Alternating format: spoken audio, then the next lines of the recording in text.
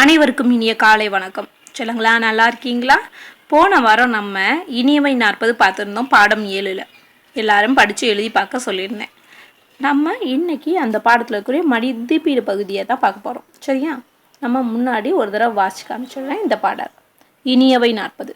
கற்றார் முன் கல்வி உரைத்தல் மிக இனிதே, மிக்காரை சேர்தல் மிகமான முன் இனிதே, எல் துணை யானும் இரவாது தான் ஈதல், எத்துணையும் ஆற்ற இனிது. பூதஞ்சேந்தனர்.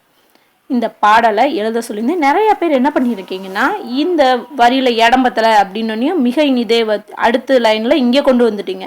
அப்படி எழுதக்கூடாதுப்பா. பாடலை பொறுத்த வரைக்கும் எப்படி இருக்கோ அப்படியே எழுதும். சப்போஸ் இடம் பத்தாமல் போச்சுன்னா மிக இனிதேங்கிறத என்ன பண்ணும், அடுத்த வரியில் கீழே இந்த இடத்துல தான் கொண்டு வரணுமே தவிர அடுத்து இந்த வரி இடத்துல கொண்டு வரக்கூடாது. புரியுதாப்பா? இப்போ கவனிங்க, இதை சொல்கிறது உங்களுக்கு புரியாத மாதிரி இருக்கும். இப்போ ஒரு லைன் இருக்குன்னா, இப்போ ஒரு லைன் வரும்போது இப்படி ஃபுல்லாக எழுதணும். இங்கே இடம் பத்தலையா, அடுத்து இங்கே கொண்டுட்டு வரக்கூடாது, இது தப்பு. என்னன்னா இந்த இடத்துலையே கீழே அடுத்த லைனில் இந்த இடத்துல மிச்சதை எழுதிடலாம். முடிஞ்ச அளவுக்கு ஒரே லைனில் எழுத பாருங்க. எப்படி லைன் இருக்கோ அதே மாதிரி தான் எழுதணும். பாடல், திருக்குறள் இது எல்லாமே. சரியாப்பா? புரிஞ்சுக்கிட்டீங்களா? அடுத்து பொருள். மிக்கார் அறிவில் மேம்பட்டவர், எல் துணை எத்துணையும் எல்லாவற்றிலும் மாண்பு பெருமை. இது போன வட்டமே நடத்திட்டோம், போன வாரமே. அதனால தான் நான் என்ன சொல்கிறேன், இதை சாதாரணமாக வாட்சி விடுறேன். இப்போ நம்ம இந்த பகுதிக்கு வருவோம். பாடலை சரியான உச்சரிப்புடன் படித்து காட்டுக. கற்றவர்க்கும் கல்லாதவர்க்கும் உள்ள வேறுபாடுகள் குறித்து வகுப்பறையில் கலந்துரையாடுக. உன் நண்பனின் தேவை அறிந்து அவன் கேட்காமலே உதவிய அனுபவம் உனக்கு உண்டா?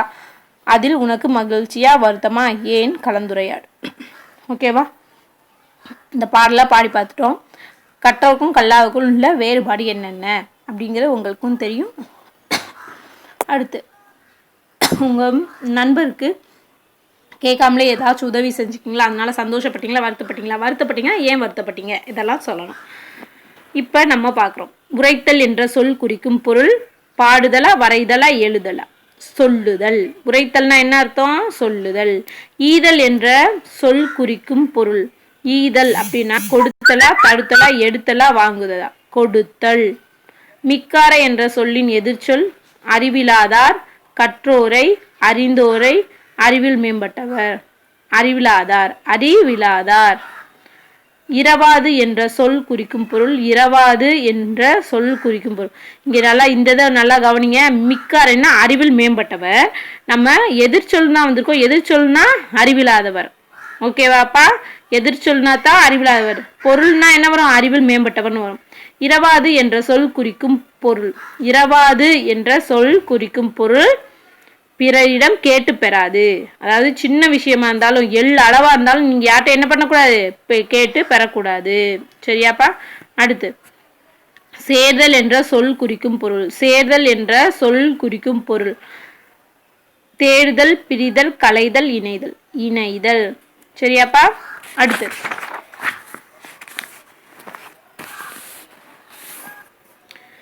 பொருள்பட எழுதி படித்து மகிழ்க. என, உக்கினி, புப்பி, டிக்கும் இப்படின்னு இருக்கு.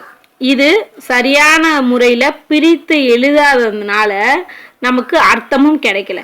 இப்போ சரியாக பிரித்து எழுதியிருக்கேன் பாருங்க. எனக்கு இனிப்பு பிடிக்கும். உலை இப்பு உயர்வு தா இப்படின்னு போட்டிருக்காங்க. நம்ம பிரித்து எழுதும் போது உழைப்பு உயர்வு தரும். உழைப்பு உயர்வு தரும். சரியாப்பா? உழைப்பு நம்ம செய்யக்கூடிய செயல்கள் தான் நமக்கு உயர்வை தரும். சும்மாவே உட்காந்துன்னா என்ன ஆகும்? ஒண்ணுமே கிடைக்காது. மரம், நம்ம இதை ஃபுல்லா வாசிக்காம நம்ம என்ன பண்றேன், நீங்க எழுத்து கூட்டி வாசி பார்க்கணும். மா ரா இம் மரம்.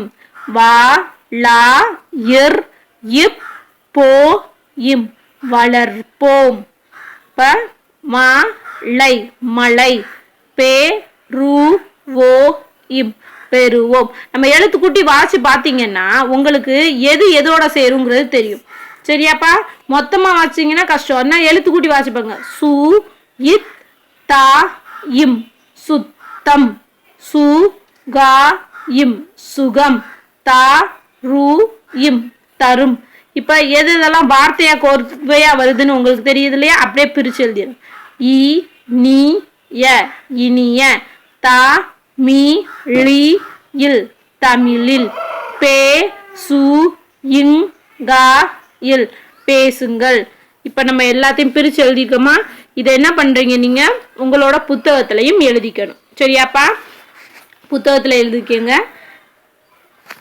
நான் உங்களுக்கு முன்னாடியே சொல்லியிருந்ததான், தமிழ் நோட்டில் இந்த பாடல் எழுதியிருக்கணும், அடுத்து பொருள் எழுதியிருக்கணும்.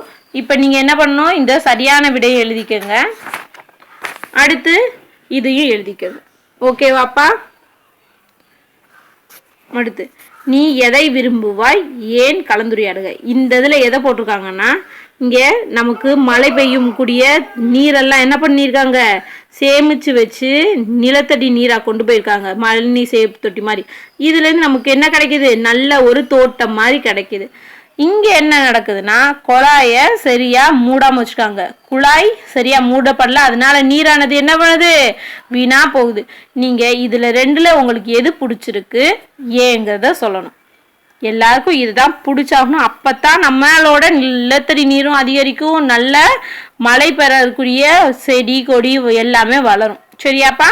அப்போ நம்ம எல்லாமே விரும்பக்கூடியது எது, இதுதான். இதை நீங்கள் எங்கே பார்த்தாலும் என்ன பண்ணணும், குழாய் திறந்துருக்குன்னா அந்த மூடி விட்டுட்டு போகணும், வேஸ்ட்டாக தண்ணி போயிட்டுருக்கு அப்படின்னா. சரியாம்மா? உன்னை அறிந்து கொள். உன் நண்பனை உனக்கு பிடிக்க காரணங்கள் யாவை. சில பேரை பிடிக்கும் இல்லையா உங்கள் நண்பர்கள், ஏன் என்ன காரணம், உன்னிடத்தில் உனக்கு பிடிக்காதது. உங்ககிட்டயே சிலது பிடிக்காது, சில சமயம் உங்கள்கிட்ட சில தவறுகள் இருக்கும், அது என்னென்னங்கிறத நீங்கள் கண்டுபிடிங்க, அதை முற்றிலுமாக தவிர்க்க பாருங்கள். வகுப்பறையில் பகிர்ந்து கொள்க. இதெல்லாம் வகுப்பறையில் பகிர்ந்து கொள்ளணும்ன்றாங்க. நீங்கள் என்ன பண்ணுறீங்கன்னா, நம்ம திரும்பி எப்போ பார்ப்போமோ அப்போ இந்த பாடப்பகுதியில் கூடிய அறிந்து கொள்ள பற்றிலாம் நம்ம பார்ப்போம். அடுத்து சிந்திக்கலாமா. காதரும் அப்துலும் சகோதரர்கள். காதரும் அப்துலும் சகோதரர்கள், இருவரும் தங்களுக்கு கிடைக்கும் சிறு தொகையை சேமித்து வருகின்றனர். அந்த ஆண்டு ஏற்பட்ட புயல் பாதிப்பினை அறிந்த காதர் புயல் நிவாரண நிதிக்காக தான் உண்டியலில் சேமித்து வைத்திருந்த பணத்தை கொடுக்க நினைக்கிறான். யாரு, காதர் தன்னோட சேமிப்பு பணத்திலிருந்து உண்டியலிருந்து எடுத்து கொடுக்கணும்னு நினைக்கிறாங்க. அவனின் தம்பி அப்துல் தனது சேமிப்பிலிருந்து கிடைத்த தொகையினை கொண்டு பிடித்தமான பொருளை வாங்கி கொள்ள நினைக்கிறான். இவர்கள் இருவரில் நீ யாராக இருக்க விரும்புகிறாய், அதற்குரிய காரணங்கள் கூறு. காதர் என்ன பண்றாங்கன்னா, புயல்ல பாதிக்கப்பட்டவங்களுக்கு உதவி செய்யணும் தன்னோட பணத்துல இருந்து நினைக்கிறாங்க. அப்துல் என்ன நினைக்கிறாங்க அப்படின்னா, அந்த பணத்தை வச்சு அவங்களுக்கு பிடித்தமான பொருளை வாங்கணும்னு நினைக்கிறாங்க. நீங்க ரெண்டு பேர்ல யாரா இருக்க விரும்புவீங்க, என்ன காரணம்ங்கிறத நீங்க சொல்லணும். சரியாப்பா? அதை நீங்க வாய்ஸ் ரெக்கார்டா எனக்கு போட்டு அனுப்பிச்சு விட்டுருங்க.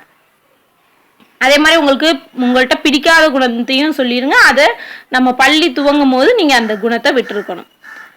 செயல் திட்டம். கல்வி என்ற அதிகாரத்தில் இருந்து எவையேனும் 5 திருக்குறள்களை படித்து எழுதி வருக.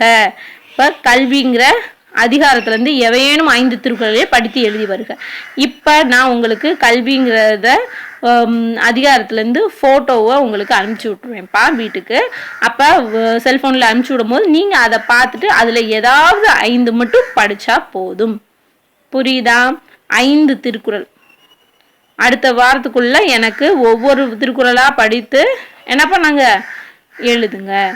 இப்போ இந்த பாடலை பார்த்துட்ருங்க.